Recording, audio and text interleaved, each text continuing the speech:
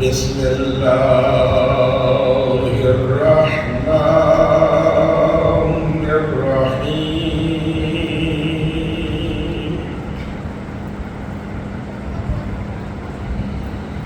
الحمد لله رب العالمين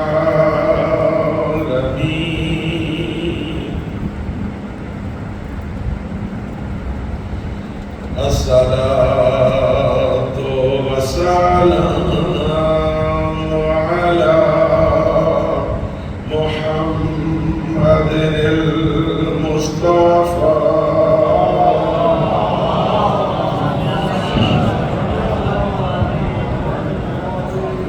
وعلى علي المرتضى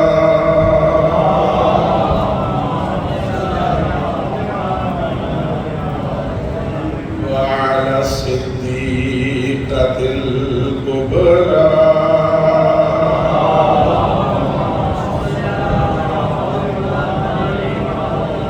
وعلى الحسن المجتبى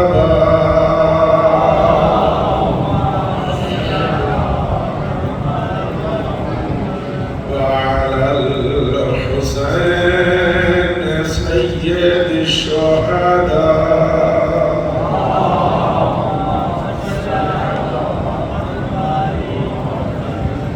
وعلى آله الطيبين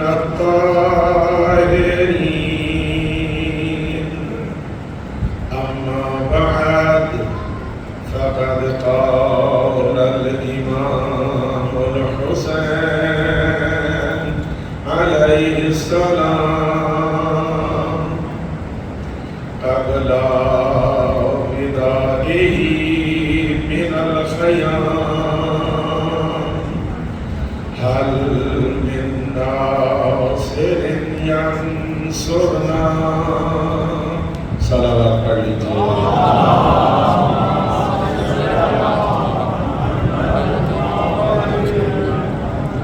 نعرہ تکبیر نعرہ تکبیر نعرہ رسالت نعرہ رسالت نعرہ حیدری نعرہ حیدری درود پڑھ لیجیے محمد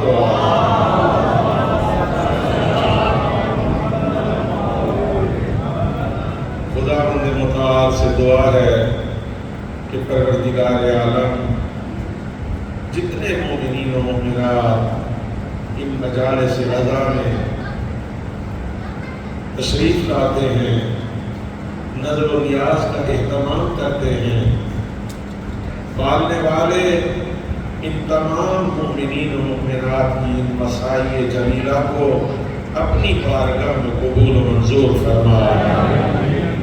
کل ایک رکے پہ غالباً جس مومن نے اہتمام کیا تھا مجھے لکھ کے دیا گیا تھا، لیکن چونکہ مجلس ادا کے بعد فوراً نصیحہ شروع ہو جاتا ہے، میں اس مومن سے بھی معذرت خواہ ہوں کہ ان کے لیے دعا نہیں کرا سکا، البتہ دل میں نے ان کے لیے دعا کی تھی۔ پروردگار عالم ان کے تمام حوائج شرعیہ کو پروردگار قبول فرمائے، ان کے مرحومین کو اعلیٰ علیین میں مقام نصیب فرمائے۔ خدا سے دعا ہے یہاں جتنے مومنین مومنات عزادار آتے ہیں امام بارگاہ میں، ان کے تمام حوائج شرعیہ کو خدا قبول فرمائے۔ درود پڑھ لیجیے محمد و آل محمد۔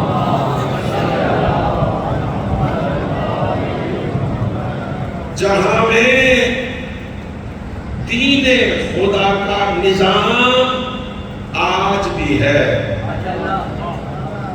6 مصروں سے آج کی مجلس اعظام مسدس کے 6 مصرے فقط۔ جہاں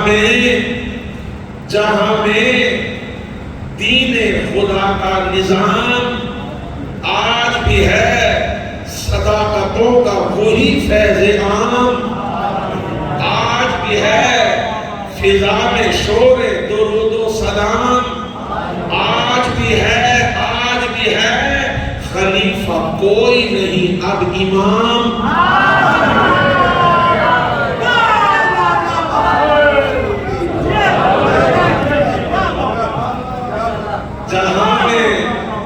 جہاں میں دین خدا کا نظام آج بھی ہے، صداقتوں کا وہی فیض عام آج بھی ہے، فضا میں شور درود و سلام آج بھی ہے، خلیفہ کوئی نہیں اب امام آج بھی ہے، وارث اسد قلعہ زندہ ہے، وارث اسد قلعہ زندہ ہے، سقیفہ مر چکا لیکن غدیر زندہ ہے۔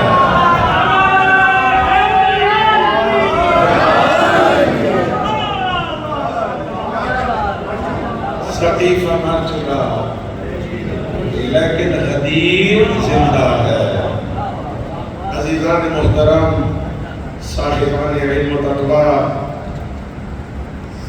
غدیر اگر نہ ہو، توجہ ہے یا نہیں ہے؟ غدیر سے کیوں نہ آج کی گفتگو کا آغاز کیا جائے۔ غدیر میں پروردگار کے حکم سے اللہ کے رسول نے علی کی ولایت کا اعلان کیا۔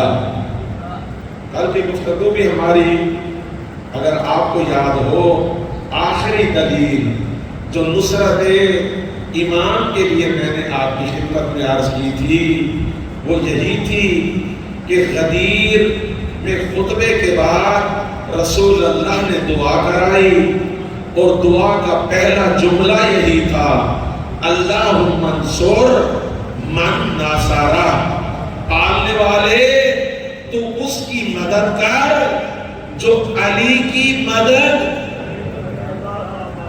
توجہ ہے نہیں ہے؟ مدد لینے میں تو کوئی مشکل نہیں ہے، مدد تو لیں گے، لیکن خدا کے رسول نے یہ نہیں کہا تو اس کی مدد کر جو علی سے مدد لے، بلکہ کہا تو اس کی مدد کر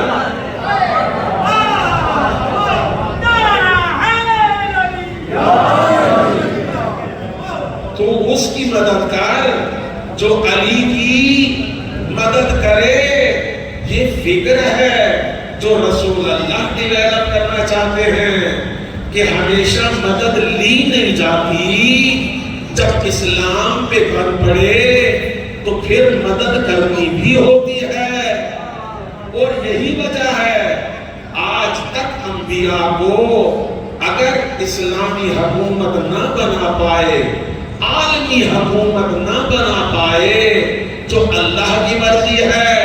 کل میں نے قرآن کریم سورہ مبارکہ حدید کی آیت نمبر 25 تلاوت کی تھی، لَقَدْ أَرْسَلْنَا رُسُلَنَا، یقیناً ہم نے تمام کے تمام انبیاء و رسول کو بھیجا، بالبینات، معجزے دے کے، وَأَنزَلْنَا، اور ہم نے نازل کیا، مَعَهُمُ الْكِتَابَ وَالْمِيزَانَ، جس کو کتاب دینی تھی اسے کتاب دی، جسے میزان دینا تھا اسے میزان دیا، رسول بنایا، نبی بنایا، معجزے دیے، کتابیں دیں، میزان دیے۔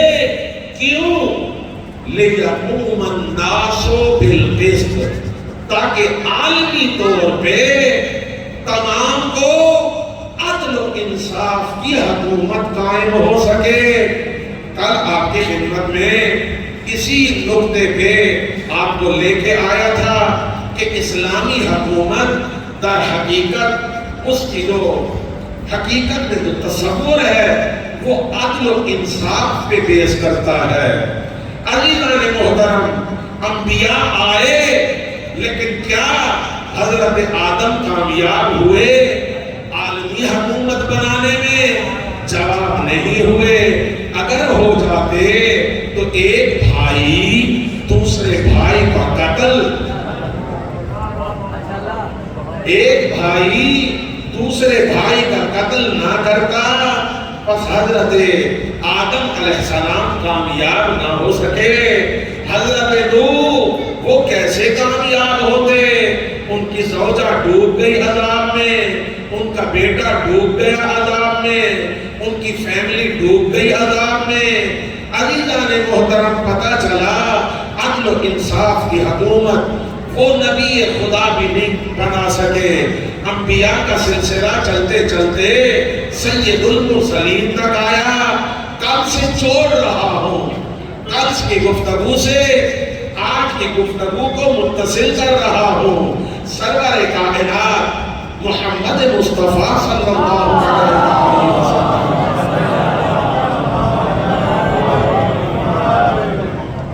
کیا عالمی حکومت بنانے میں کامیاب ہوئے؟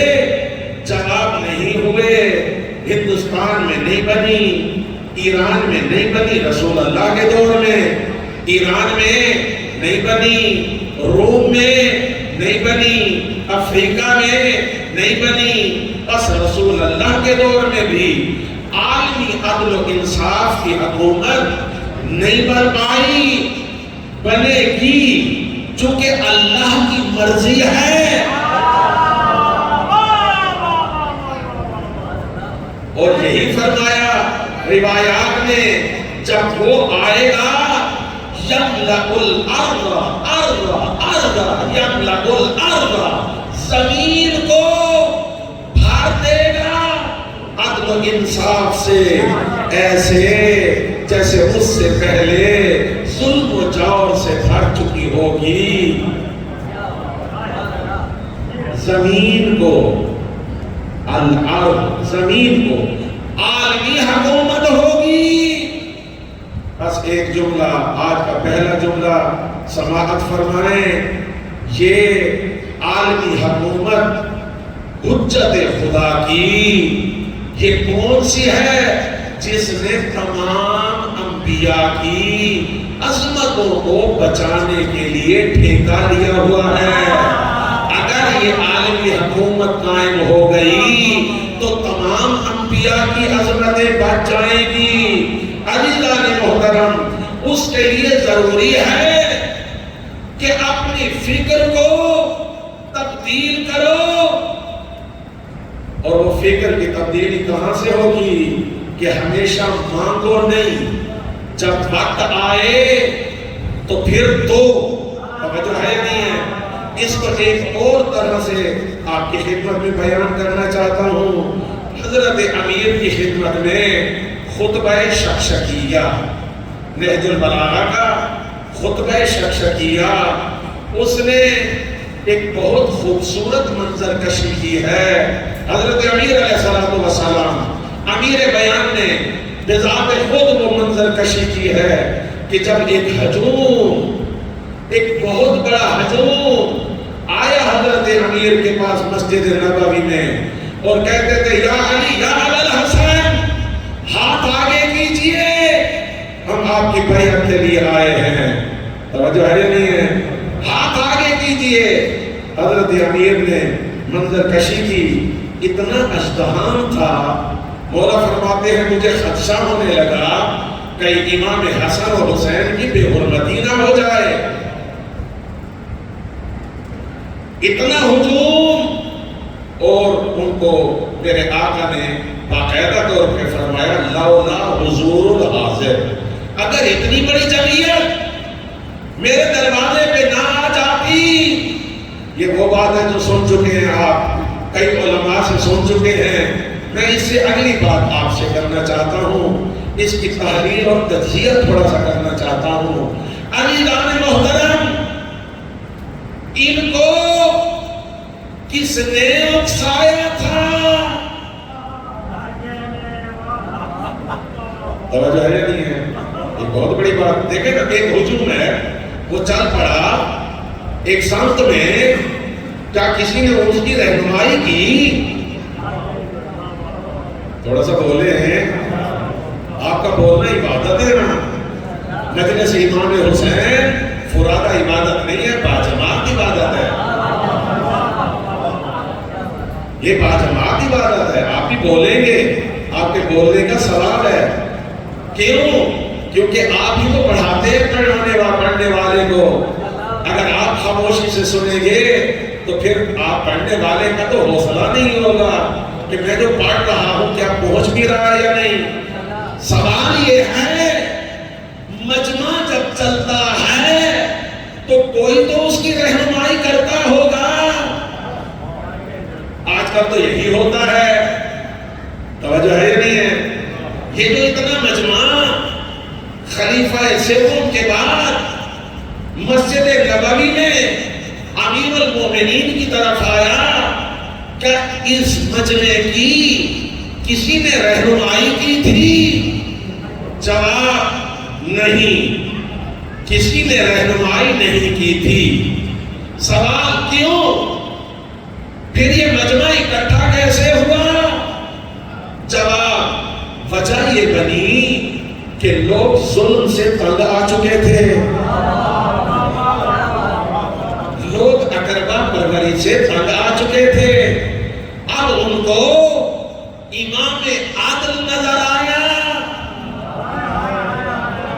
اب اگر اس امت کو کوئی بچا سکتا ہے تو وہ فقط علی ابن ابی طالب. توجہ ہے نہیں ہے؟ لہذا آ گیا درے علی پہ مجمع آ گیا.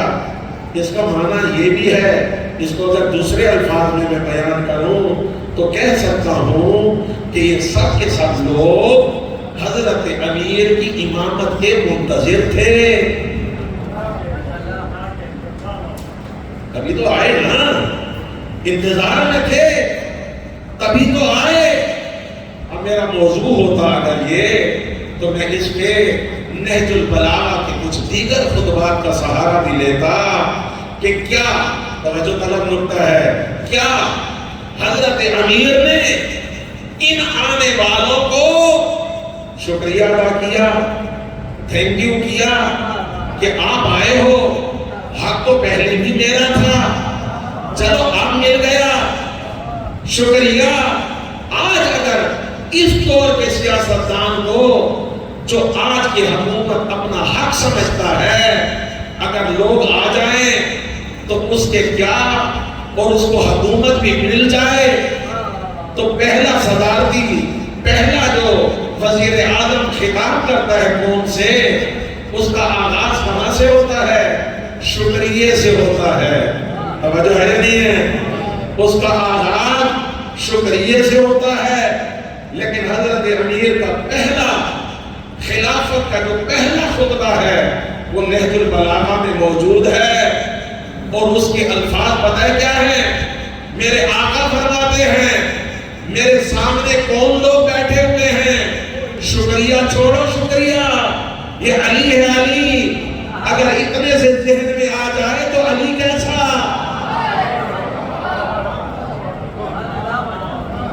شکریہ نہیں ادا کیا. کیا فرمایا؟ میرے سامنے وہ لوگ بیٹھے ہوئے ہیں گویا کہ ان میں رسول کبھی مبعوث ہی نہیں ہوئے. اللہ میرے سامنے کون لوگ بیٹھے ہوئے جن میں رسول سرے سے کبھی مقبوس ہی نہیں ہوئے؟ اس درد کو ذرا محسوس کریں. رسول عربی 23 سال شب و روز محنت، وہ ضلال مبین میں پڑی ہوئی امت کو مینار نور بنایا. 25 سال میں وہ کچھ ہو گیا کہ ان میں گویا کہ رسول مقبوس ہی. اب علی کے سوا کیا اس امت کے پاس کوئی چارہ نہیں تھا؟ اگر آ گئی امت کسی کے اکسانے پہ نہیں آئی، منتظر تھی، عدل و انصاف کی تو تلاشی تھی. لیکن یہ جو امت آئی، توجہ ہے یا نہیں ہے؟ میں اپنے موضوع سے بھٹکا نہیں ہوں، نہ کبھی اپنے موضوع کو چھوڑتا ہوں. جو موضوع میں نے پہلے دن سے لیا، عصر حاضر میں نصرت امام زمانہ اجل اللہ تعالی فرجہ شریف. لیکن آپ کو پتا ہے مختلف ائمہ کی زندگی سے جو دلائل ہیں اس موضوع پہ لاتا ہوں تاکہ درست انداز میں ہم اس مطلب کو سمجھ سکیں، ہمارے دل میں بیٹھ جائے. چونکہ پہلے دن سے عرض کیا تھا میں آپ کی خدمت میں مجلس پڑھنے نہیں آتا، مجلس سمجھانے آتا ہوں.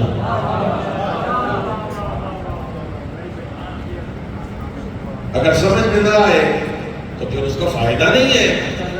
عزیزان محترم، سب سے پہلے جس نے بیعت کی جناب زبیر، سب سے پہلے علی کے ہاتھ پہ ایسے پکڑتے تھے، کہتے تھے کھولو، مولا کہتے نہیں کھولتا، وہ کہتے تھے کھولو زبردستی، ہم بیعت کریں گے.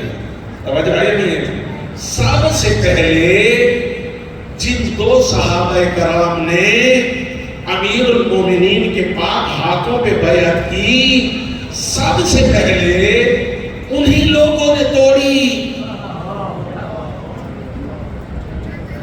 توجہ ہے نہیں ہے؟ سب سے پہلے جن لوگوں نے بیعت کی، توڑی بھی، سب سے پہلے ان لوگوں نے. اس کو سمجھنے کی ضرورت ہے، اس کو ایسے ہم جانے نہیں دے سکتے. ایک امت امام کے در پہ آئی، بیعت کی، پھر بیعت توڑ بھی دی.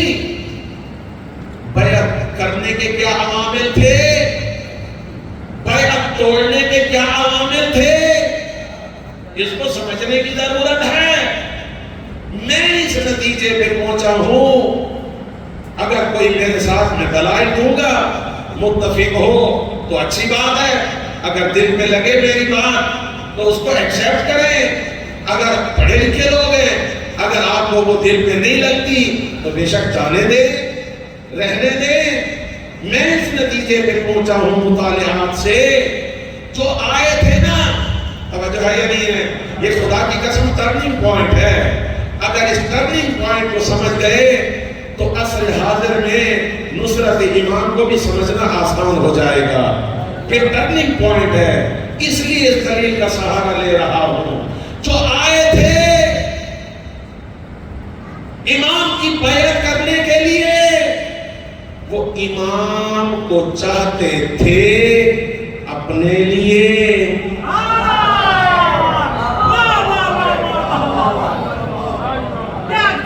ٹرننگ پوائنٹ ہے. وہ امام کو چاہتے تھے، ابھی تو آئے، لیکن کس کے لیے؟ اپنے لیے. امام کو چاہتے تھے کس کے لیے؟ اپنے لیے. اگر امام ان کے مفادات کے اوپر شلٹر دے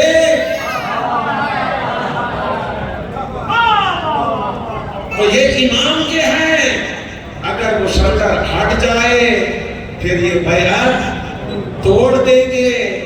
بس یہی فرق ہے، یہی بات ہے. آئے تھے، بیعت بھی کی، امام کی، لیکن وہ امامت کے در پہ نہیں آئے تھے، امام کے در پہ آئے تھے.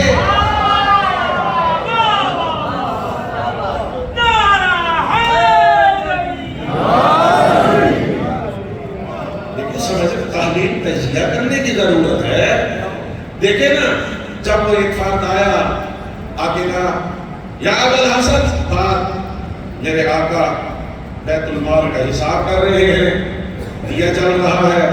پھر خطاب کیا آقا مولا نے ایسے اشارہ کیا کام کر رہے ہیں. تیسری مرتبہ کہا مولا امام عالی مقام نے وہ چراغ بجھایا. خادم سے کہا غلام سے کہا وہ میرا جو چراغ پڑا ہے لے آؤ. اس چراغ کو جلایا. اب وہ دیکھ رہے ہیں بڑے سیاستدان ہیں بھائی مجھے ہوئے سیاستدان. ان کو پتا ہے لوگوں کا رخ کدھر ہے سب سے پہلے ادھر ہو گئے تھے. مجھے ہوئے سیاستدان جب دیکھا نا یہ بیت المال کے دیے کی روشنی بھی دینے کے لیے تیار نہیں ہے تو کیا کوفہ و بصرہ کی حکومتیں دے دے گا؟ جو بیت المال کے دیے کی روشنی نہیں دیتا کیا وہ کوفہ و بصرہ کا حکومت اور سارا بیت المال دے گا؟ بس یہیں سے نکلے تھے اور چلے گئے کہ ہم تو اپنے مقصد کے لیے امام چاہتے تھے. امام ہمارے مقصد کا نہیں ہے. عزیزان محترم بات یہی ہے. تمام ائمہ کے ساتھ جو اسٹریٹجی رہی ہے وہ یہی رہی ہے. وجہ کیا بنی؟ کسی امام نے اس کی مظلومیت ختم نہیں ہوئی. وجہ کیا ہوئی؟ سنیے یہ وجہ. ایک کتاب ہے سلیح ابن قیس ہلالی. توجہ ہے یا نہیں؟ اس حوالے سے میں آپ کی خدمت میں عرض کر رہا ہوں. صحابی ہے امام کا. اس دور میں کتاب لکھی کیسے بچ بچا کے آ گئی. یہ بھی ایک معجزہ ہے. کیسے بچ بچا کے آ گئی یہ بھی ایک معجزہ ہے. آ گئی اس میں موجود ہے. کیسے سلیح ابن قیس ہلالی روایت کرتے ہیں حضرت امیر ایک دن بیٹھے ہوئے ہیں. توجہ سے یہ جملہ سنیے گا. خدا کی قسم بہت لازوال جملہ ہے امیر کا. وہ فرماتے ہیں بیٹھے ہوئے ہیں حضرت سلمان حضرت عمار حضرت ابو ذر امیر کی خدمت میں بیٹھے ہوئے ہیں. باقی صحاب بھی تھے. حضرت امیر المومنین فرماتے ہیں اے کاش اگر ان تین کی طرح میرے پاس 7 ہوتے تو غصب شدہ خلافت میں لے لیتا.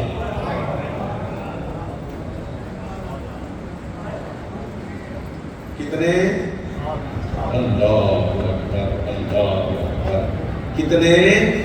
7.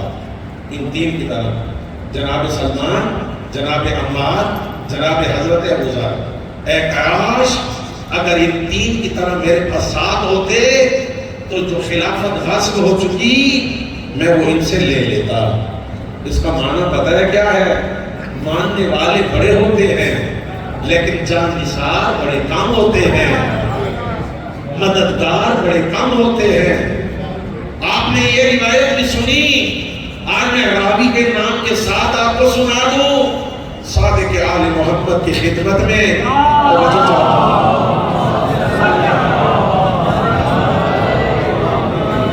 راوی ہے سدیر جناب سدیر سیرفی. اگر آپ وہ نہ ہو تو درود پڑھتے ہوئے تھوڑا تھوڑا آگے آ جائے تاکہ بعد میں آنے والوں کے لیے بڑی آسانی رہے. بلند آواز سے درود پڑھتے ہوئے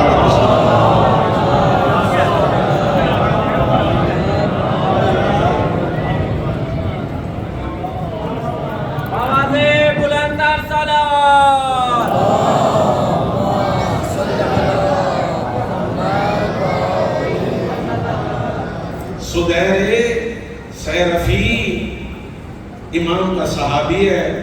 صحابی خاص ہے. قبلہ صاحب موجود ہیں. بڑی روایات ان سے ہیں. عارف صحابی ہے. باہر نکلے مدینہ میں کہتے ہیں آقا آپ بنی عباس کے خلاف قیام کیوں نہیں کرتے؟ مولا فرماتے ہیں ہمارے پاس شیعہ کہاں ہے؟ شیعہ کہاں ہیں جو ہمارا ساتھ دے؟ سدیر سیرفی کہتے ہیں مولا میں جانتا ہوں، ایک میں جو روایت میں نے پڑھی ہے وہی آپ کے سامنے بیان کر رہا ہوں، مولا 1,00,000 شیعہ ہیں۔ میرے آقا فرماتے ہیں مجھے نہیں لگتا۔ پھر کہتے ہیں مولا میری معلومات کے مطابق 2,00,000 شیعہ ہیں۔ میرے آقا فرماتے ہیں آپ سمجھتے ہوں گے۔ پھر کہتے ہیں آقا جہان اسلام آدھا شیعہ ہے۔ مولا فرماتے ہیں ہمارے مددگار کتنے ہیں؟ چل رہے ہیں نا مدینہ کے باہر، چلتے چلتے اشارہ کیا، مولا فرماتے ہیں یہ جو بھیڑ بکریاں چل رہی ہیں اگر اتنے شیعہ ہوتے نا میرے پاس تو میں بنی عباس کے خلاف قیام کا اعلان کر دیتا۔ سدیر سیرفی کہتا ہے میں گیا، میں نے گنے 17 بھیڑ بکریاں تھیں، 17۔ علی جان محترم یہ روایت سنی ہے آپ نے، میں فقط اس کا تکرار کرنے نہیں آیا، میں اس سے تھوڑی آگے بات کرنا چاہتا ہوں۔ اے مولا 4,000 تو آپ کے شاگرد ہیں، توجہ ہے نہیں ہے؟ مولا 4,000 تو آپ کے شاگرد ہیں، آپ قیام فرمائیں، شاگرد ہیں نا؟ جواب آئے گا آپ میرے شاگردوں کو سمجھتے نہیں ہیں، آپ کو معلوم نہیں ہے کیسے کیسے جواہر ہیں میرے شاگرد۔ شاگرد اور استاد کا جو تعلق ہے وہ پڑھنے اور پڑھانے تک ہوتا ہے۔ اگر ادبی زبان میں اردو کا سہارا لوں تو یہی کہوں گا کہ اہل بزم تو ہیں، اہل رزم نہیں ہیں۔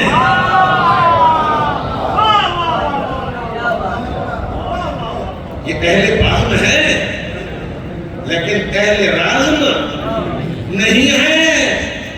جنگوں میں اہل رزم کی ضرورت ہوتی ہے، اہل بزم کی ضرورت نہیں ہوتی۔ ایک شاگرد ہے جس کو خود کہتا ہے لولا سنتان،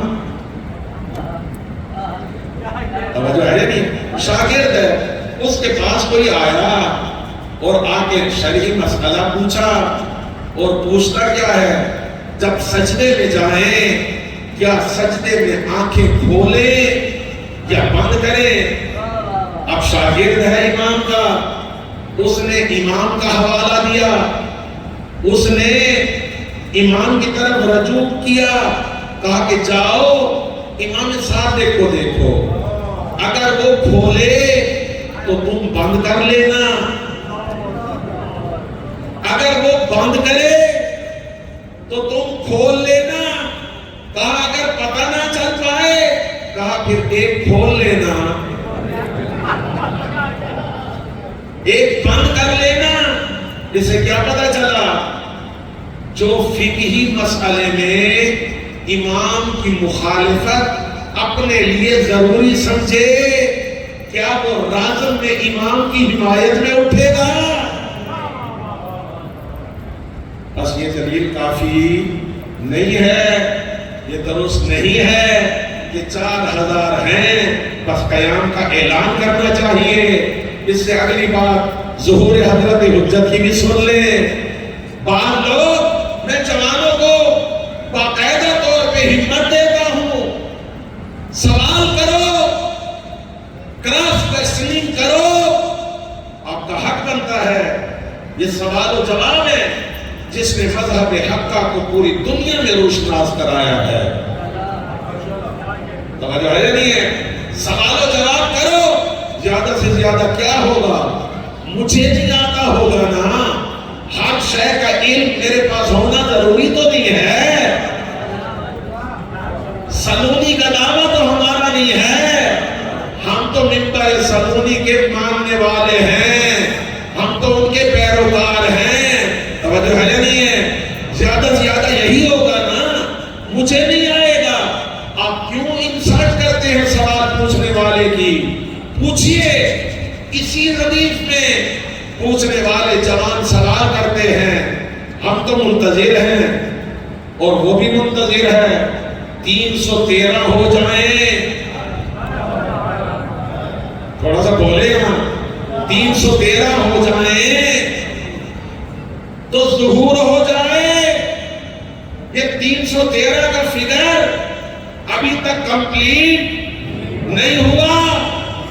تو یہ جوان سوال کرتے ہیں، اتنے فقہا ہیں، بڑا نازک ہے، بہت نازک سوال ہے. اتنے فقہا ہیں، 1200 سال سے زیادہ زمانہ غیبت کبریٰ، کتنے فقہا آئے، کیا وہ اس قابل نہیں ہیں کہ 313 میں آ جائیں؟ توجہ ہے نہیں ہے؟ لیکن ویلڈ سوال ہے، جواب بھی ویلڈ دوں گا. سوال ویلڈ ہے، جواب بھی ویلڈ. میرے دوستو، وہ جو آئے گا وہ پوری زمین میں عدل و انصاف کو پر کرنے کے لیے آئے گا، یعنی عالمی حکومت بنانے کے لیے آئے گا. ذرا توجہ ہے یا نہیں ہے؟ کیا بنانے آئے گا؟ عالمی حکومت جو عدل و انصاف کی ہوگی، اور اس حکومت سے پہلے ظلم و جور کی حکومت ہوگی. آپ کیا سمجھتے ہیں ظلم جور اجازت دے گا؟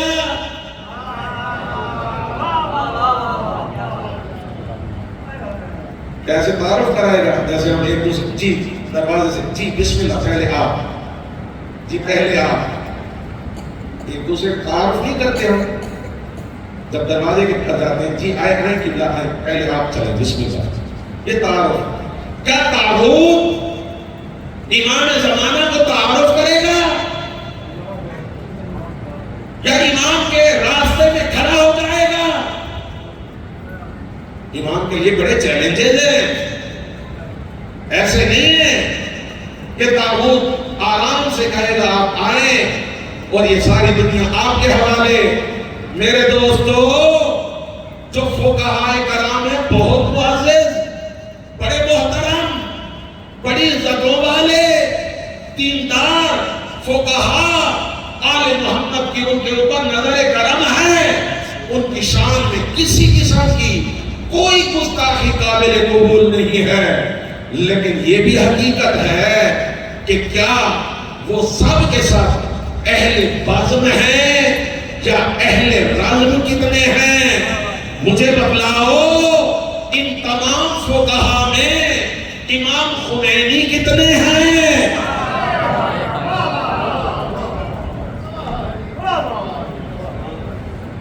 کتنے ہیں امام خمینی؟ بات کرنا ایسے نہیں، دلیل کے ساتھ. اس نے کیا کیا؟ 2000 سالہ شہنشاہیت کو چیلنج کیا. اس کے پاس فوج، اس کے پاس آرمی، اس کے پاس ڈیفنس، اس کے پاس سامان، اس کے پاس پوری پاور. ڈالر، امریکہ، رشیا، ہر ملک پیچھے، یورپی یونین، اسرائیل، سب پیچھے. لیکن یہ بوڑھا مجاہد، یہ فقیہ بزرگوار جب اٹھا، تمام کو اس کی نسلوں سمیت باہر پھینک دیا اور بتا دیا، جو اتنا جگر اور حوصلہ رکھتا ہو. توجہ ہے یا نہیں ہے؟ اس میں سن قید نہیں ہے، ایج اس میں کوئی وہ نہیں رکھتی. اگر ایج کو کوئی معیار سمجھتا ہے جنگ میں، تو پھر اسے کربلا والوں کی یاد نہیں منانی چاہیے.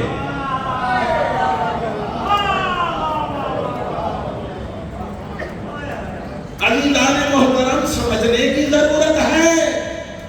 اچھا دیکھیں، پھر انہی کے بعد آج اس دور میں رہبر معظم کو دیکھ لیں. توجہ ہے نہیں ہے؟ کل کی بات ہے، کل کی. آپ میں سے بھی، آپ کا بھی یہ پوسٹ پہنچی ہوگی، مجھ سے بھی انڈیا سے آئی.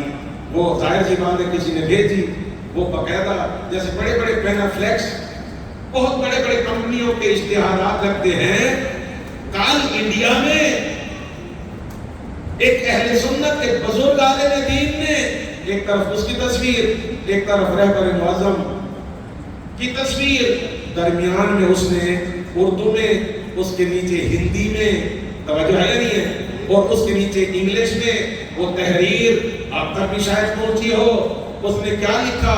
کہا آج تک ہم شجاعت کتابوں میں پڑھتے تھے،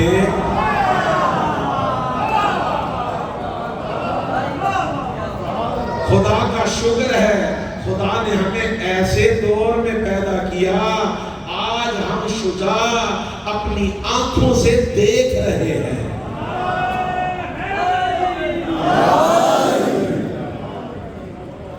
یہ کیا ہے؟ عظمت ہے۔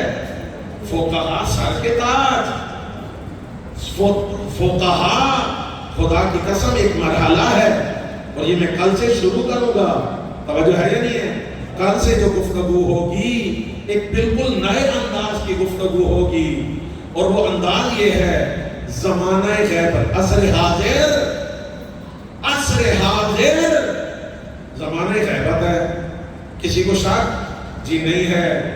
عصر حاضر میں یعنی زمانہ غیبت میں ہم امام کے ناصر کیسے بن سکتے ہیں؟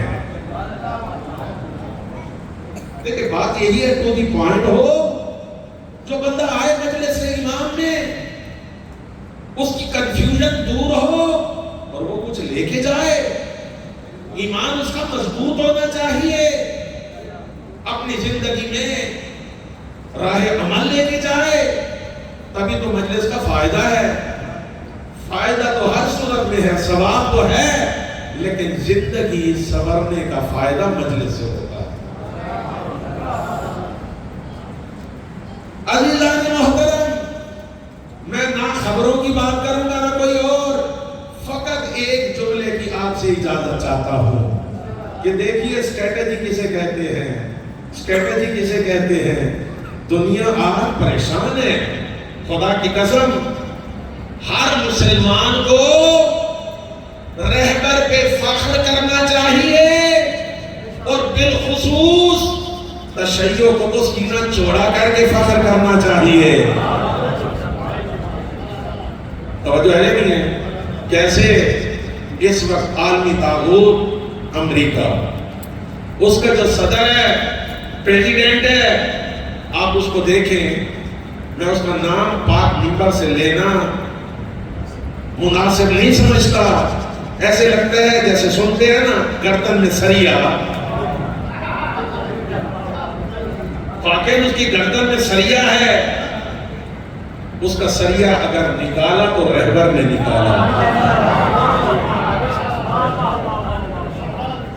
اسرائیل پوری دنیا کو ڈراتا تھا، ایک مرتبہ اسرائیل نے جب دیکھا میرا کوئی کام نہیں بن رہا، جاسوس بھیجے، ڈرون بھیجے، فضائی طاقت استعمال کی، سب کا سب ناکام، پھر کہا اب تم آؤ، وہ بم لے کے آؤ جو ایٹم بم سے تو نیچے ہے، توجہ ہے یا نہیں ہے، لیکن سب سے بڑا یعنی آخری آپشن کتنے؟ 30,000 پاؤنڈ، 30,000 پاؤنڈ کا وزنی بم۔ اب جو بچے بیٹھے ہوئے ہیں نا پاؤنڈ وہ نہیں سمجھتے، بزرگوں کو پتہ ہے۔ ہم جب چھوٹے تھے تو ڈالڈا کا ڈبا آتا تھا گھی کا، اور وہ کتنے کا ہوتا تھا؟ 5 کلو والا 10 پاؤنڈ کا، کہتے تھے یہ 10 پاؤنڈ کا ڈبا ہے یا نہیں ہے؟ 10 پاؤنڈ کا، 10 پاؤنڈ یعنی 5 کلو، 30,000 پاؤنڈ یعنی 15,000 کلو، توجہ ہے یا نہیں ہے؟ 15,000 کلو، 1,000 کلو کا 1 ٹن یعنی 15 ٹن وزنی، اور جہاز بھی اس کو اٹھانے کے لیے ویسا چاہیے۔ جہاز بنایا، فقط 2 بم اٹھا سکتا ہے، کئی بھیجے، 36 گھنٹے مسافت 'طے کر کے آئے. ڈر تو اتنا ہے سید کا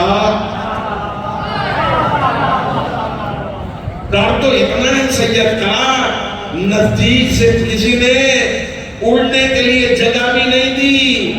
اسی سے تیری اوقات تمہیں سمجھ آنا چاہیے. تو تقاضا رکھتا ہے کہ میں سپر پاور ہوں, جہاں پہ جاؤں جہاں سے ہوں. اڑ سکتا ہے تو اپنے ملک سے کیوں آیا؟ آخری جو آپشن تھا اس نے اپنایا آخری آپشن. رہبر نے کیا فرمایا؟ جب خیبر شکن آخری 2 منٹ پہلے فائر کیا, کیا نام تھا؟ خیبر شکن, جس نے اتنی تباہی پھیلائی. ابھی تک اسرائیل بھی رو رہا ہے, امریکہ بھی رو رہا ہے. توجہ چاہتا ہوں, آخری جملہ سنیے گا. عزیزان محترم, رہبر نے فرمایا ابھی تو ہم نے اپنی کیپیسٹی کا 5% استعمال کیا ہے.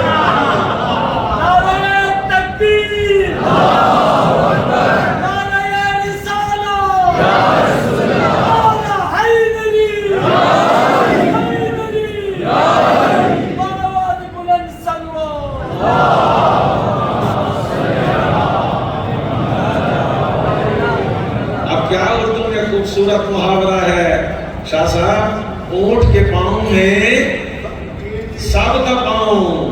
جب امریکہ کی اوقات یہ ہے تو جو اس کے چیلے ہیں وہ اپنی اوقات خود سے سمجھ لیں. وہ دھمکی دے سکتے ہیں. خدا کی قسم, جب میں روایات پڑھتا تھا حضرت حجت کے ظہور سے پہلے کسی روایت میں یہ تو آیا ہے کہ جنگیں ہوگی, قتل و غارت ہوگی, لیکن کسی روایت میں, بلکہ روایات اس کے برعکس ہیں کہ شیعہ اس وقت محفوظ رہیں گے. میں سمجھتا تھا سب سے آسان ہدف تو شیعہ ہے, پوری دنیا میں سب سے آسان ہدف تو شیعہ ہے, پھر یہ کیسے محفوظ رہ جائیں گے؟ میں سمجھتا تھا شاید معجزہ ہوگا, لیکن آج رہبر نے جو ترقی پہ پہنچایا مذہب آل محمد کو, آج پتہ چل رہا ہے اس ترقی کی بدولت کسی کے اندر توفیق ہی نہیں آئے گی کہ وہ آل محمد کے ماننے والوں پہ حملہ آور ہوں. عزیزان محترم, وہ آئے گا عالمی نظام کو چیلنج کرنے کے لیے. جو ظلم و جور کا نظام ہے اس کو چیلنج کرے گا. اس کو انصار کی ضرورت ہے یا نہیں ہے؟ جی ہے. آپ کہیں گے مولانا آپ اپنی طرف سے کہہ رہے ہیں. میں آج کی گفتگو کا اختتام کروں گا مسائل سے پہلے اپنے زمانے کے آقا اور مولا جو روایت کیا ہے علامہ باقر مجلسی رحمۃ اللہ علیہ نے اپنی کتاب بہار الانوار میں, مولا کا اس فرمان کے ساتھ توجہ ہے نہیں ہے, سماعت فرمائیے. میرے آقا فرماتے ہیں جب حضرت حجت کا ظہور ہوگا, فالقائم یومئذ, حضرت حجت قائم ہے, امام قائم اس دن بے مکہ کا ظہور کریں گے. تو کہاں پہ کریں گے؟ مکہ میں. قد اسند ظہرہ الی البیت, ایسے ٹیک دیے جیسے میں نے ٹیک لگائی ہے نا, یہ کمر کی ٹیک, ظہر کہتے ہیں کمر کو. وہ خانہ کعبہ کی ٹیک لگا کے ٹھہرے ہوئے ہوں گے امام زمانہ, اور اس کے بعد فرمائیں گے ہمارے ساتھ ظلم ہوا, ہمیں شہروں سے شہر بدل کیا گیا, ہمارا حق چھین لیا گیا. توجہ ہے نہیں ہے؟ گفتگو فرمائیں گے, خطبہ دیں گے, اور آخری جو الفاظ ہوں گے وہ سنیں. میرے آقا کے آخری الفاظ مولا فرمائیں گے وَانْصُرُونَا يَنْصُرْكُمُ اللَّهُ. ہماری مثال, ہمارا موضوع وَانْصُرُونَا, تم ہماری مدد کرو, اللہ تمہاری مدد کرے گا. دیکھیں دو طرفہ, ایک طرفہ تم ہماری مدد کرو۔ اے امام زمانہ، ہم آپ کی مدد کیسے کر سکتے ہیں؟ کل سے انشاءاللہ آپ کی خدمت میں عرض کروں گا، زمانہ غیبت میں ایک مومن اپنے زمانے کے امام کی مدد کیسے کر سکتا ہے؟ بس عزیز و عزادارو، عزت بھی بڑی تھی تو مصیبت بھی بڑی تھی۔ عجب انجام جنگ کربلا ہے، عجب انجام جنگ کربلا ہے۔ گلا کٹنا تھا، خنجر کٹ گیا ہے۔ اجرکم علی اللہ، اجرکم علی اللہ۔ کوثر پہ مجھے بعد میں لے جانا فرشتوں، کوثر پہ مجھے بعد میں لے جانا فرشتوں، پہلے مجھے پیاسوں کی زیارت تو کرا دو۔ ایک نوزائیدہ بچہ ہے حسین، اس کی صحت و سلامتی اور درازی عمر کے لیے دعا کی درخواست کی ہے۔ جب مسائل میں رو رہے ہو نا، یہ وقت ہوتا ہے جب انسان کربلا سے جڑا ہوا ہوتا ہے، جب انسان کے آنکھوں سے آنسو نکل رہے ہوں، انسان کا دل، انسان کی روح اس وقت کربلا سے جڑی ہوئی ہوتی ہے۔ جو مانگے نا اس وقت ملتا ہے۔ سخی ہے، لجپال ہے، عزاداران امام مظلوم۔ آج کی رات مخصوص ہے دو شہزادوں کے ساتھ۔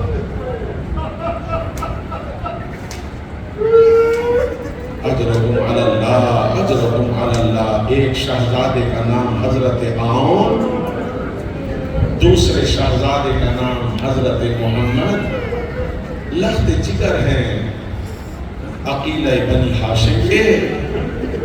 اجرکم علی اللہ، اجرکم علی اللہ۔ میں نے وقت دیکھا، میں کبھی وقت کو دیکھ کے پڑھتا نہیں ہوتا۔ عزادارو، میں جب بھی حضرت عون و محمد کی شہادت پڑھتا ہوں نا، اس کا آغاز 11 محرم کے دن سے کرتا ہوں۔ 11 محرم کا دن بڑا سخت ہے آل محمد کے لیے۔ اجرکم علی اللہ، اجرکم علی اللہ۔ عزادارو، میں بھی بڑے سکون سے مجلس پڑھوں گا، کیونکہ یہی دن ہے نا آل محمد کو رونے کے لیے، بوسہ دینے کے لیے تیزی سے گزرتے جا رہے ہیں۔ عزادارو، جب کوئی نہیں رہا نا 11 محرم کے دن، جناب عقیلہ بنی ہاشم نے ایک ایک بی بی کو محمل پہ سوار کیا۔ جب تمام بیویاں محملوں پہ سوار ہو گئیں، فنظرت یمینا وشمالا فلا یرا احدا۔ دائیں دیکھا، بائیں دیکھا، کوئی نظر نہیں آیا۔ وقت یاد آ گیا۔ عزادارو، جب مدینے سے چلی تھی نا، آپ ذرا اپنے ذہن میں تو لے لیں، جب اونٹ بیٹھتا ہے، محمل بیٹھتا ہے زمین پہ، اس کا کجاوا، اس کی کمر کتنی اونچی ہوتی ہے؟ کیا ایک محجبہ خاتون اس کے اوپر سوار ہو سکتی ہے؟ بغیر مدد کے اس کے اوپر سوار ہو سکتی ہے؟ نہیں، خدا کی قسم نہیں ہو سکتی۔ شاہ صاحب کیسے سوار ہوئی تھی مدینہ سے؟ حضرت علی اکبر نے، میری طرف دیکھیں، حضرت علی اکبر نے عزادارو اپنی پھوپھی اماں کے آگے ایسے گھٹنا رکھا تھا۔ پھوپھی اماں، آئیے میرے گھٹنے پہ پاؤں رکھ کے سوار ہو جائے۔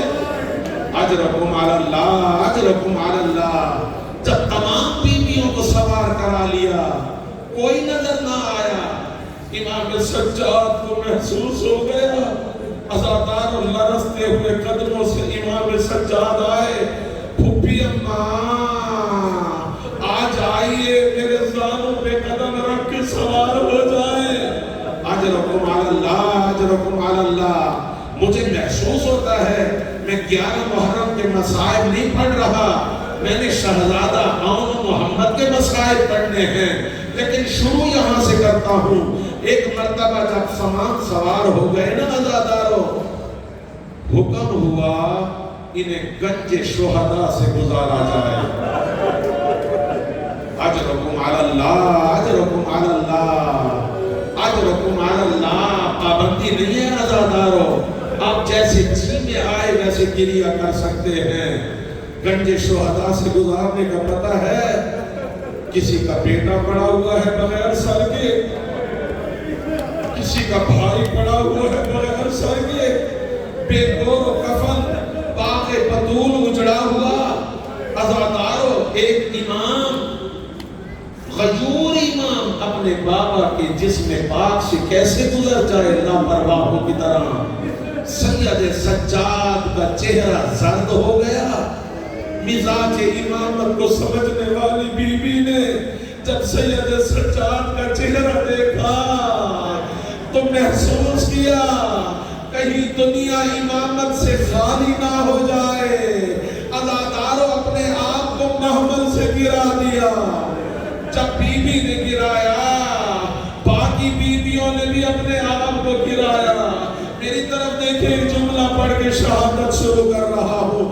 ہاتھ پسے گردن بندے ہوئے تھے، پتھروں کا ڈھیر تھا، کونیوں سے پتھروں کو ہٹایا، ہٹا کے بھائی کے جسم پاک پہ نہ ڈا گئی۔ پہچان نہیں سکی بی بی، ساری زندگی ساتھ رہی، جب نہ پہچان سکی تو رو کے کہا اَنْتَ أَخِي الْحُسَيْنِ۔ اجرکم علی اللہ، اجرکم علی اللہ، کیا میرا نوجوان حسین تو ہے؟ عزادارو، جناب ام البنین تو نہیں ہے، ایک ایک بی بی ام فروہ جناب امیر قاسم کی لاشے میں بیٹھی ہوئی ہیں، جناب ام رباب بیٹھی ہوئی ہیں۔ عزادارو، ایک ایک بی بی ایک ایک لاشے میں بیٹھی ہوئی ہیں، لیکن 2 لاشیں ایسے ہیں۔ اجرکم علی اللہ، اجرکم علی اللہ۔ اسی لیے یہاں سے شروع کرتا ہوں۔ عزادار، 2 لاشیں ایسی ہیں جن پہ کوئی رونے والا نہیں ہے۔ حمید ابن مسلم آیا امام سجاد کے پاس، آگے کہتا ہے کیا یہ 2 بچے لاوارث ہیں؟ عزادارو، جب یہ جملہ حمید کا سنا نا، امام فرماتے ہیں نہیں نہیں، یہ تو میری پھوپھی اماں کے شہزادے ہیں۔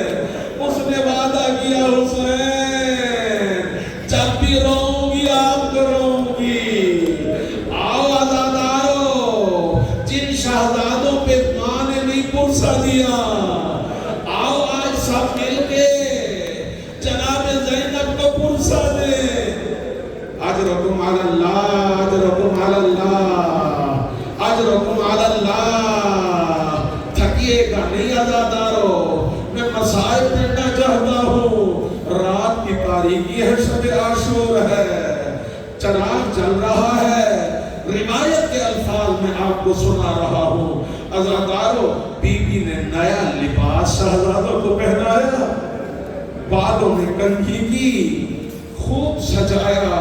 بچے کہتے ہیں ماں کیا کل عید کا دن ہے؟ آپ تو ہمیں ایسے سجا رہی ہیں۔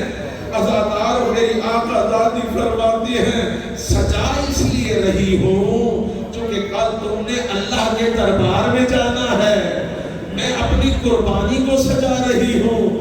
عزادارو، ایک جملہ سنیں گے، خدا کی قسم ایک بہت بزرگ عالم دین سے میں نے یہ سنا ہے، اس نے کہا میری اپنی تحقیق ہے اسی لیے پڑھ رہا ہوں، اگر یہ آپ سنیں گے نا خدا کی قسم اس جملے پہ مجلس ختم ہو جاتی ہے۔ ایسا سخت جملہ ہے، وہ کہتے ہیں کہ کربلا میں 9 مائیں ایسی تھیں جن کی آنکھوں کے سامنے ان کے بچوں کو ذبح کیا گیا۔ اجرکم علی اللہ، اجرکم علی اللہ۔